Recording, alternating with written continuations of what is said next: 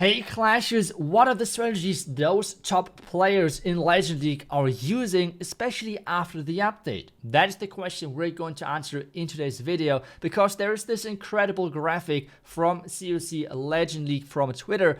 I will link you that down below, and if you're interested in Legend League whatsoever, you should make sure that you're giving them a follow. And they always provide us with some great stats of the most used strategies of the top 200 global players, and this is what the last season looked like. We have overall 36 accounts playing Electro Dragons, then like 34 accounts playing Zap Titans or Super Bowlers, and so on. And you can really tell there's a lot of different strategies out there. Overall 14 different strategies in the top 200. This is not what we have seen before the update, so I really like that the update brought some more different strategies into the mix at the top legend leaderboard. But I feel like especially the top 5, this is something we're going to take a look at in this video. So let's just dive in with a couple of attacks. I will always share with you what the key aspects are of that certain strategy, right? As well, I will try to provide quite a few of those strategy links down below, or at least like how I think those strategies links look like. And if you want, you can just copy them. If you want, you can adjust them, whatever, like get inspired maybe, who knows. But let's just start things off with Electro Dragons, because a lot of people are just seeing Electro Dragons as this spam and pray army, which I feel like for a lot of players it is. But as well, you can master this strategy as well to be super consistent, really get into the top 200 global. It's not like a strategy which is always going for 2 stars or something, because I feel like this is really a wrong assumption by a lot of players that Electro Dragons is just a safe 2-star army. Yes, it can be for a lot of casual players, but at the same time, this army has a lot of potential as well to be super consistent in 3-starring basis if you can master them. And in the background, you will see quite a few attacks of my community clan, and this is the idea of this is pretty much to show, well, that even like casual regular players can play those strategies as well, because I feel like this is a big thing with those top strategies that a lot of people think, oh my goodness, the top 200 global are playing this strategy, this is way too complicated for me. And this is why I'm trying to show this, that a regular casual clasher can actually play this strategy as well. Like, and this is not like a front to my community clan or whatever, but this is kind of like what we always try to envision when we do tryouts or whatever with my community clan. We're more looking like for the personality of the clashers instead of like only inviting the best players or something. And I feel like this is really showing for the strategy stand that even with small mistakes, still things can still work, right? So huge shout out goes to all of those guys in my community clan who shared replays and supported making this video possible, right? Electro Dragons, first strategy, rank 1 most used strategy in Legend League in the top 200. Let's just keep going. Let's keep going with the number 2 strategy, which is the Zap Titans.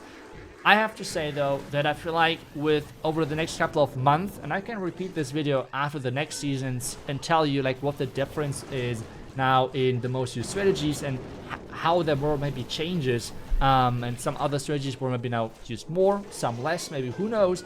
I really would think that this strategy is getting a little bit less popular, and we see Super Bowlers getting used more and more, because Super Bowlers are just like really strong. I mean, they are incredibly strong.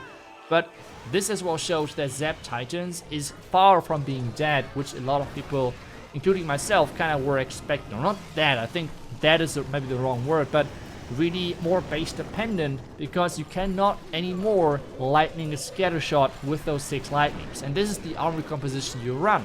You're using 6 lightnings and 1 earthquake, and this is pretty much enough for any building, any defensive building, except the eagle. And now the scatter shot with the last level, which was added after the update. So let's see if things are going to change, if this strategy is getting used less. But in most cases, those scatter shots are not really located where you typically use the lightnings, because you typically use the lightnings to really make sure that you're taking down expos, which then enables your siege machine, your flame finger. This is what this strategy is all about. You have a really powerful push, because the Electro Dragons work great without huge spell support.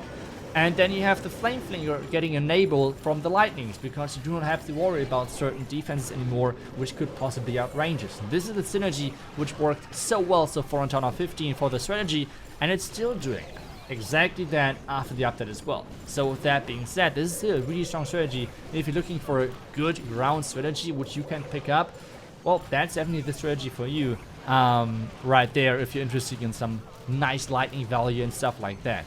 On this one, Mordin just smashing this base, Royal ability to finish things off, and he actually is using Valkyries inside the clan castle. I'm more thinking this is like his personal preference. I think I would go for Yetis, but hey, this is like the cool thing that, and as I said, like those strategy links down below, you can copy them, but you can adjust them as well and get, like, I don't know, inspired to change some things and adjust things so you have your personal fit. But as well, one thing which I see a lot of people are asking for is how do you attack ring base with those attacks? Because this is typically the style you are facing apparently in Legends or in Clan Wars or whatever. So I will show you a lot of ring bases with those strategies as well. First Lake the Dragons, now the Super Bowlers. Super Bowlers are typically all about just, well, getting into the core. If you can make that work, the base is pretty much dead, I want to say, because Super Bowlers just smash those spaces. And I feel like this is as well the reason we still see more smash attacks in the top 200 Legend League than Queen Charges.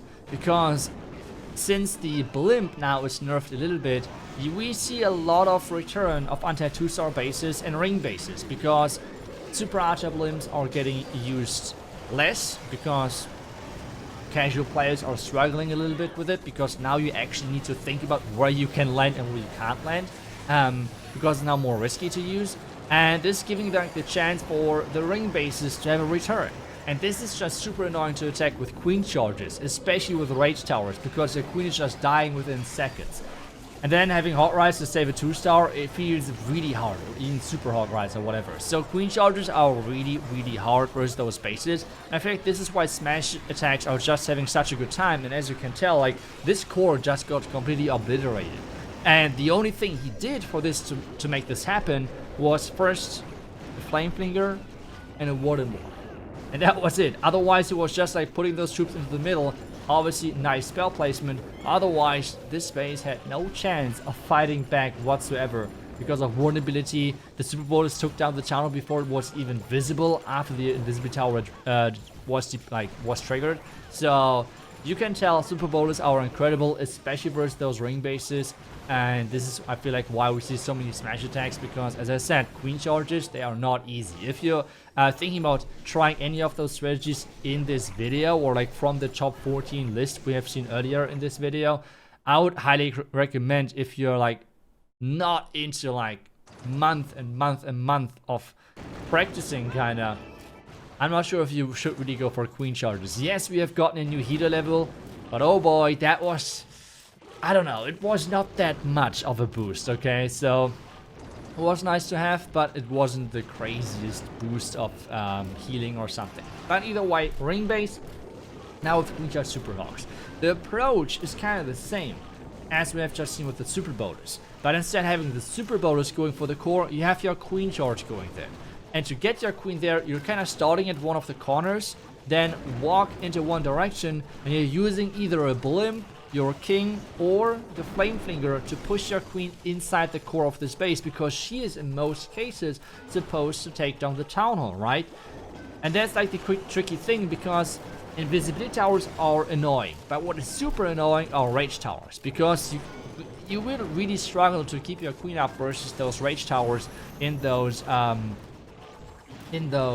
ring bases, because let's just imagine the Scatter Shot would have been raged, the bottom Expo is about to get raged. This is getting tricky. This is getting really tricky, trust me. So yeah, it's not easy. Queen Charges are still not easy, which overall is a good thing, don't get me wrong. But just so there's not like a wrong assumption of like, yeah, let's just do Queen Charges, that's always, no, that's not how it works. But on this one with the Super Hogs, it's working great, because he has done a nice way, or like nice funneling, nice job of getting his Queen to the core, taking out the Town Hall. The Super Hogs are cleaning things up with the heroes following on the inside ring. And with that being said, everything can be reached at this point. He can already start with like cleanup at any point given, because there's nothing really to do except the one invisibility spell to use. But he will just concentrate on his main push. He has enough time anyway, so he is going to be fine. But you can still beat those bases. It's not easy, but still is one of the most used strategies from the top Legend players. As well, if you were really paying attention, you might have noticed I have skipped Queen Charge Lalo because, well guys, nothing really has changed over there. Queen Charge Lalo is kind of the same thing as back to Town Hall 9. You Queen Charge the entire base with all of the spells and then just Lalo the back, whatever is left. This is kind of what it's all about. The Queen Charge is one thing which is all important. I feel like with the Hogs nowadays, it's more less forgiving, more forgiving. That's what I want to say. Either way, I hope you enjoyed this video. Thank you so much for watching, and I will see you guys back tomorrow for the next one. Until then, see ya and bye bye.